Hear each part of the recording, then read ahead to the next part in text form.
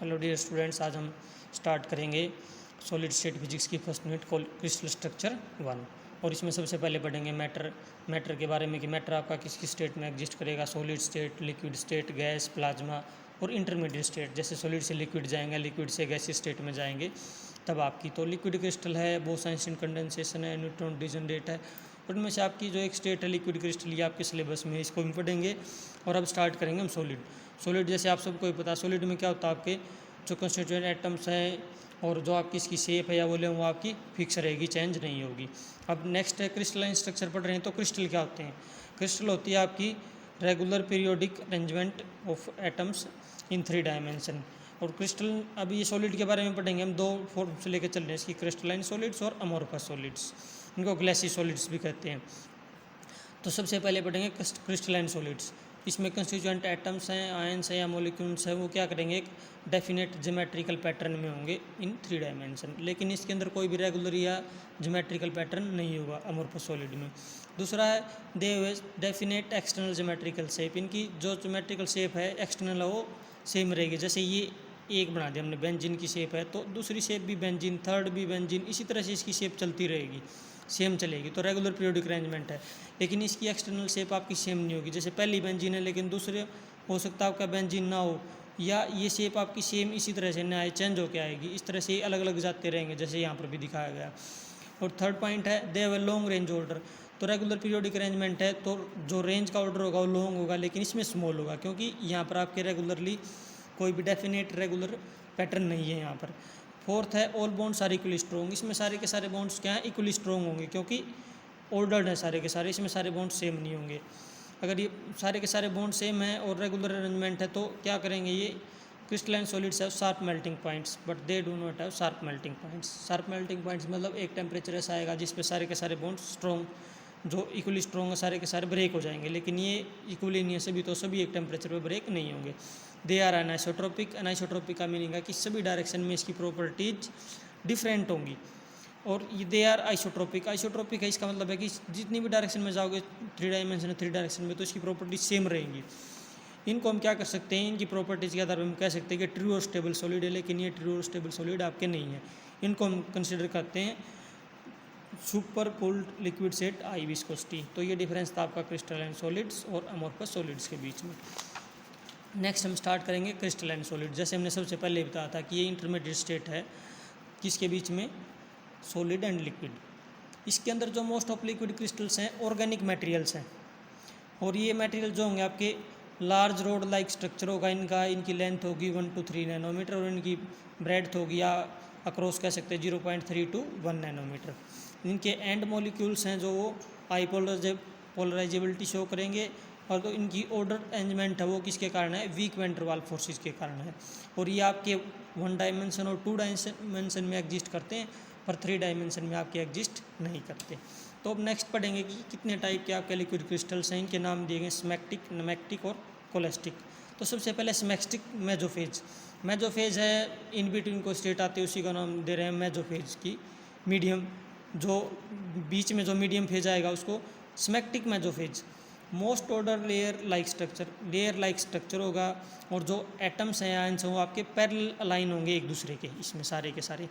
दूसरा है नेमैक्टिक मेजोफेज। इसमें भी क्या होगा, आपके सेम कंडीशन होगी, जो एटम्स होंगे वो तो आपके एक दूसरे क्या करेंगे, पैरेलली अलाइन करेंगे। लेकिन इसमें एक डिफरेंस है कि इन एटम्स का जो सेंटर ऑफ ग्रेविटी है वो आपका जैसे कन्वेंशनल या नॉर्मली लिक्विड होते हैं उनकी तरह होगा। मतलब एग्जैक्टली ये नहीं कह सकते कि आपके एग्जैक्टली पैरेलल एक ही डायरेक्शन, एक ही पॉइंट पे चल रहे हो, ऊपर नीचे हो सकते हैं, आगे पीछे हो सकते हैं, लेकिन रहेंगे पैरेलली।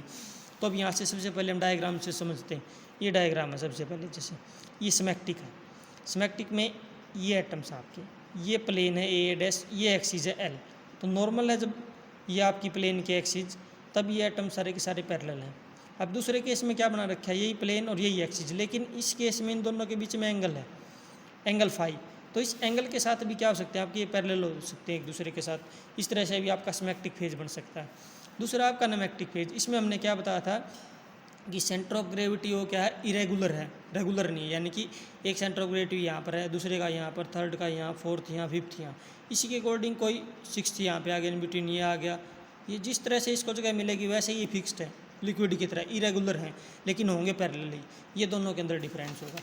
अब इसके बाद नेक्स्ट पढ़ेंगे हम थर्ड वाला जो लिक्विड क्रिस्टल हमारा, थर्ड वाला लिक्विड क्रिस्टल हमारा कोलेस्टिक मेसोफेज। कोलेस्टिक मेसोफेज में क्या कहता है कि ये ट्विस्टेड स्ट्रक्चर है इसका, इसमें हेलिकल एक्सिस आपका होगा जो इसकी प्लेन होगी, ओरिएंटेशन है मॉलिक्यूल्स की उसके परपेंडिकुलर लाई करेगा, ये हेलिकल एक्सिस है आपका, ये ट्विस्टेड होंगे इसके around. The plane of polarization जो इसकी वो रोटेट करेगी 6000 to 7000 डिग्री पर mm। Where is in optical active एक आपका सबस्टांस है जो हम नॉर्मली पढ़ते हैं क्वार्ट्ज, उसके अंदर ये रोटेशन आपकी 15.5 डिग्री पर mm। और ये कह रहा है कि अगर एक्सटर्नल इलेक्ट्रिक फील्ड अप्लाई करेंगे तो वो क्या करता है, पिच ऑफ हेलिक्स को चेंज कर देता है। इसके कारण क्या होगा आपका ये कोलेस्टिक जो लिक्विड क्रिस्टल है आपका नेमेक्टिक में चेंज हो जाएगा। दूसरा क्या है ये, दे show change in colour with temperature, temperature change करते हैं तो ये कलर में चेंज शो करते हैं।